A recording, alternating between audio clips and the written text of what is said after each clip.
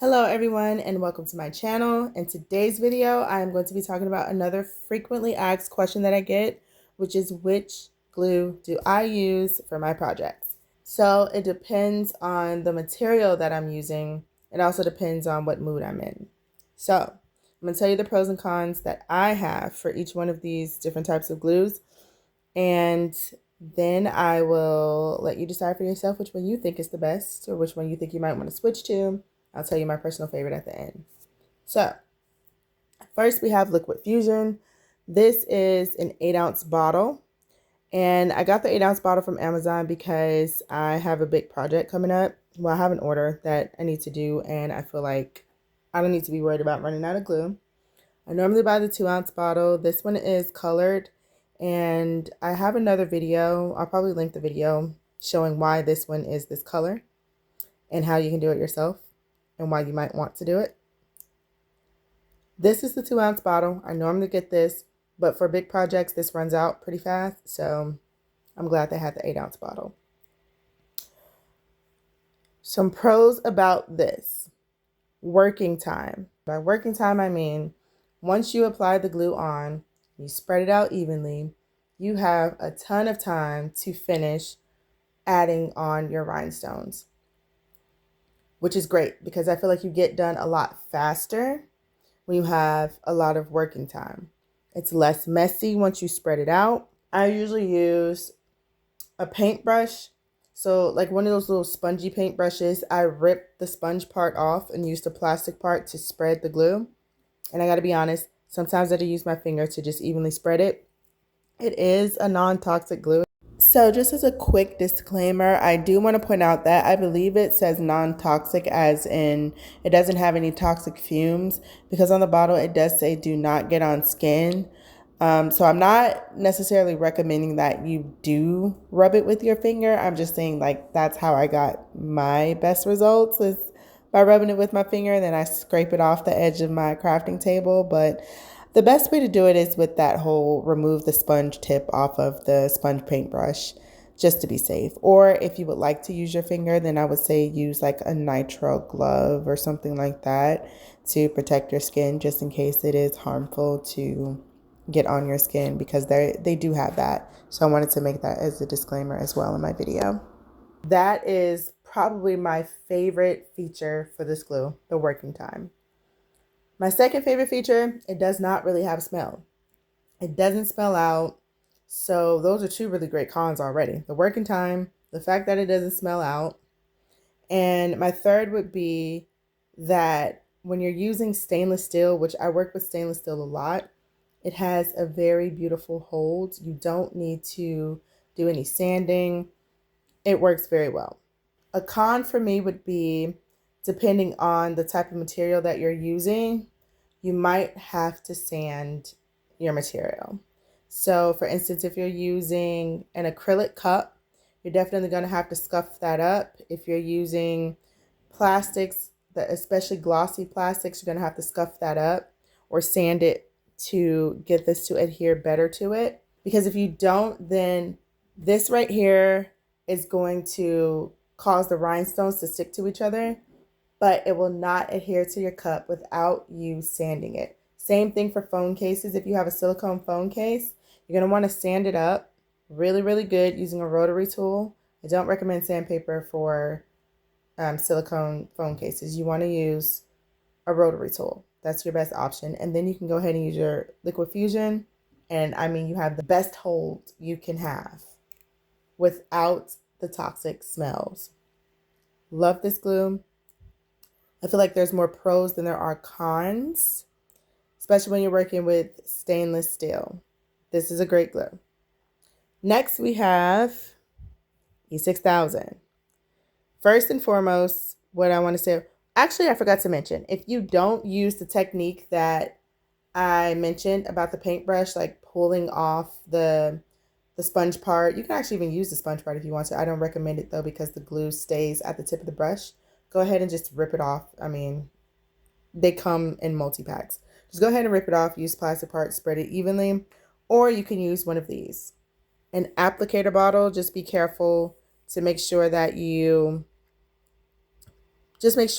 keep the tip on it after you're done using it, or it will dry out and you will have to replace that tip quite often. So as far as Liquid Fusion, I feel like there's more pros than cons. It is a little messy if you don't use a precision tip bottle, or if you don't use the method that I mentioned about the sponge. As you can see, I just took the cap off of this and I'm squeezing it. It hasn't been opened, so you will have to take some scissors and cut the tip. Based on how you cut the tip, you could actually use this bottle just the way that it is. I'm trying to get there we go. You can use this bottle actually the way that it is based on how you cut the tip and be able to spread the glue on using the bottle. I would still recommend using the brush to spread it out. I know that a lot of people like to use dots. You can also use a precision tip bottle to apply dots onto your cups. That might actually work best, but I think it's more secure when you just spread out the glue. It's never failed me yet, and I've made a ton of cups and I have not had any complaints from anyone. So far, Liquid Fusion is a top contender. Next up, we have E6000. Now, the number one pro about E6000 is it gives you the absolute best hold for anything. You also do not have to sand anything. It is a very powerful, very strong adhesive. It's an industrial strength glue. And as you can see, I make these charm mirrors right here. When I'm putting on the charms, I have to make sure that I use a very secure glue, a very trusted glue, because I can't have these falling off. Once I put them on, I can't have them falling off. So I use E6000 for this. I also use E6000 when I'm feeling like a little lazy and not wanting to sand anything. I will just go ahead and wash and dry the cup, use the E6000, and then be done. That is a huge pro. Now, here's for a very, very, very huge con. This stuff stinks. I mean, it smells awful. It smells so bad. It has a huge toxic smell. It will smell up your entire room. I use a mask when I use it. You have to make sure that the windows are open. You got the fan going somewhere in the distance. There's a lot of ventilation coming through. Go outside and use it. I don't know. Just make sure you got some fresh air. As far as I know, it does have the P65 warning on it, which means it's carcinogenic. It's cancerous, okay? There's just no way to sugarcoat that. It is a cancerous, very toxic glue. Not only that, as you're using the glue, you can already see some indentions in this tube. It's folded and rolled here. As you use this, the sides of it, they burst out all the time because it's like aluminum, like whatever this is, aluminum, I guess. It creates cracks and creases. It bursts out. It gets all over your hands. Again, it is toxic, so you don't really want this getting on your hands. Also, let me see if I can show you guys. If I can get this open. Oh, that's another thing. When you close this, sorry, I got like clay and stuff all in my nails. But when you close this, it glues shut sometimes. So unfortunately, I'm left having to open it with my teeth. Kind of embarrassed to say that, but I end up having to give it a slight bite down and twist. Here's another thing. It already stinks. When you open it, the glue just automatically just starts coming out. It just flows out. And then when you put it on, it does that. Like it's stringy and stretchy. So you have to do this, kind of press down, move it away, and put the lid on as quickly as you can. But as you can see, it's coming out. And that's how that lid ends up getting glued shut after you use it. So more cons than pros, but the absolute best hold ever. You don't ever have to worry about the rhinestones coming off when you use E6000, and you really don't have to sand anything that you work with because this is such a great hold. But I honestly feel like the bad outweighs the good on E6000. But again, for things like this, it's kind of the only glue, in my opinion, that you can use. But since you're using it for very quick things, very small things, using it to put like thousands of pieces of rhinestones where you're going to be smelling it for hours versus about 10 minutes of just gluing down big charms, it's not that bad. Use a mask, open the windows, use a fan, small projects. E6000 is great. Unless, of course, you're willing to go through the process of protecting yourself from the toxic fumes. You also, my opinion, I get customers to complain about the smell sometimes. That's what made me look into different options. With Super-Tight Fusion Tack, this is a really good glue if you sand properly. If you're going to use an acrylic cup, you got to sand that thing properly before you use this glue right here. If you're going to use a stainless steel cup, you don't need to prep or anything. This is a great glue for that, but it can be messy. So you're definitely going to have to use a precision tip bottle for sure, because it's a white glue, but it dries clear. But while you're working, it stays white until it's 100% dry. It's a white glue. That means if you use too much of it, it's going to, like, your rhinestone's going to sink into it and it's going to push up and surround your rhinestone. And you won't even be able to see what you're doing, the pattern, if it came out right. All you're going to see is a bunch of messy white glue. So needless to say, a huge con about this is that it's messy if you don't use it correctly.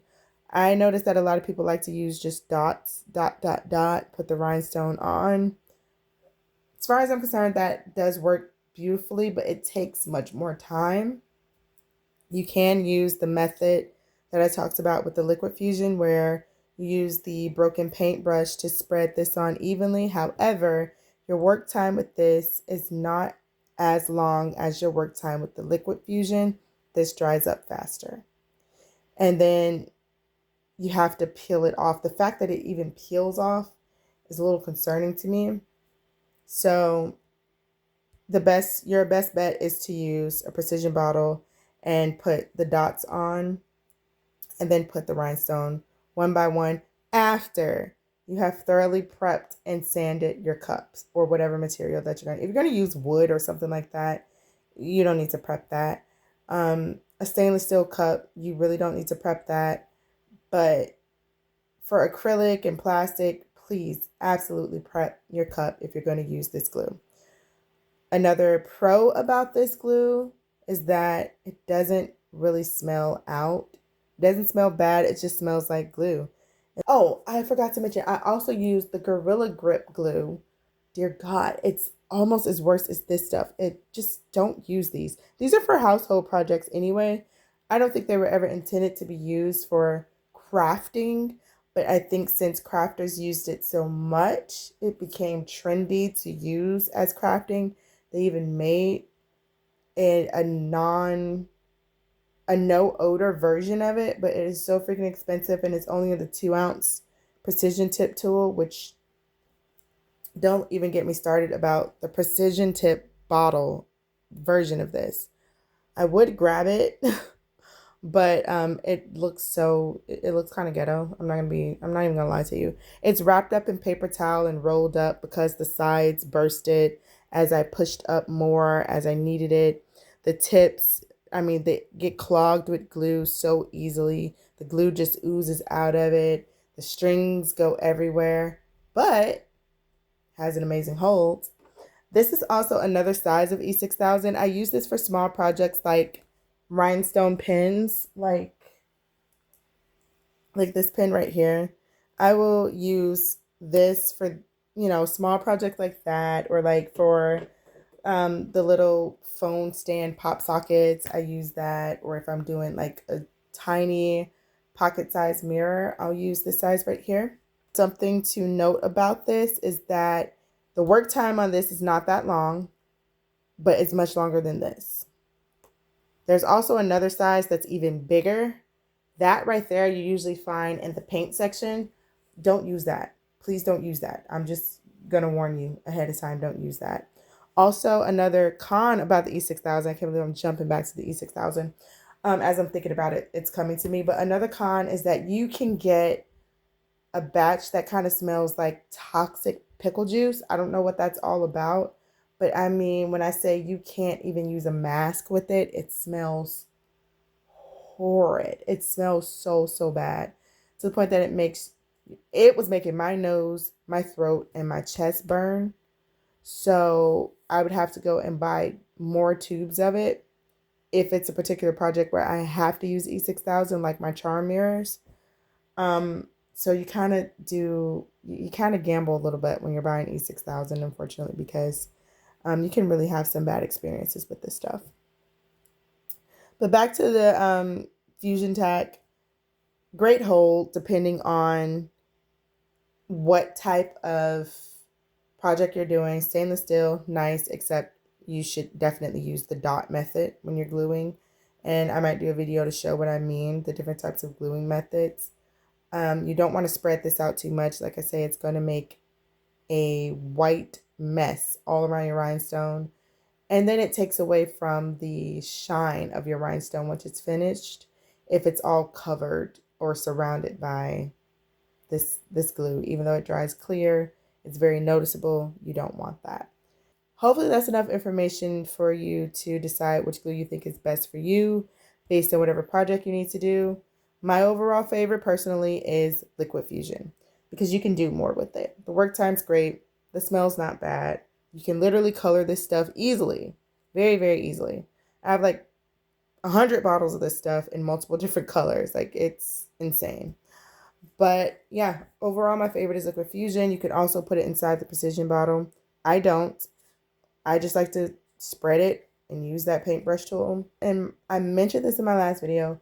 For a safety precaution, if you're doing something like a cup, I would suggest you do the very bottom line of that cup around the perimeter with E6000 because it's more secure. You won't be using it for a long period of time. You'll be using it for a very short period of time to do just the very bottom line of whatever project that you're doing. Plastic cup, acrylic cup, stainless steel cup, whatever. And then do the rest in Liquid Fusion. Of course, start from the bottom down. I'm sorry, I actually just said that wrong.